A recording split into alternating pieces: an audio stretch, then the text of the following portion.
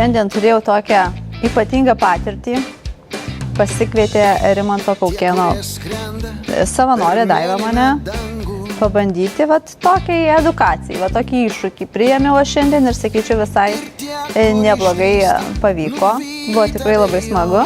Visi buvo linksmi, smagus, labai smagiai tuos mūsų mini tokius Napoleono pyragėlius tepė. Papasakojau jiems apie ypatumus sveikesnių desertų, kuriuos Alytės Starčiukai gamino. Visiems labai patiko, kažkas jau ir paragavo to Napoleono.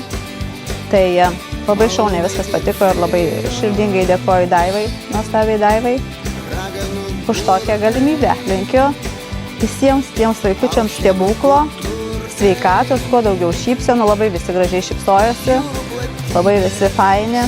Tai kad būtų sveiki, laimingi, džiaugsmingi ir sulauktų stebuklo kalėdinio. Ir visi pirmi kartai.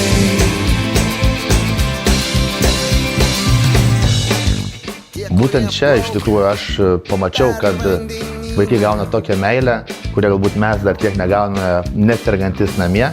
Tai iš tikrųjų jie galbūt yra ir jų šeima yra mums pavyzdys, kaip reiktų elgtis ir kokiais reiktų būti.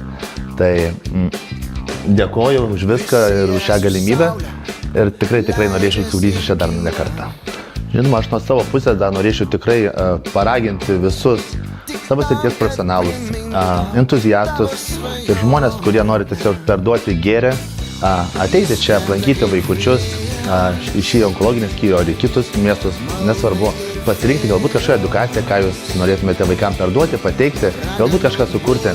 Dabar visgi kalėdų metas ir stebuklo metas. Visi gyvenime stebuklai prasideda nuo kažkokio pirmo žingsnio, tai dėk tą pirmą žingsnį tu.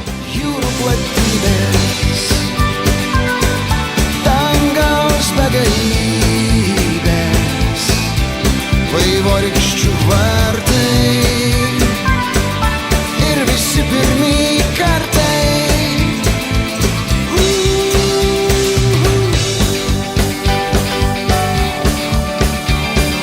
Ačiū, kad esate su mumis.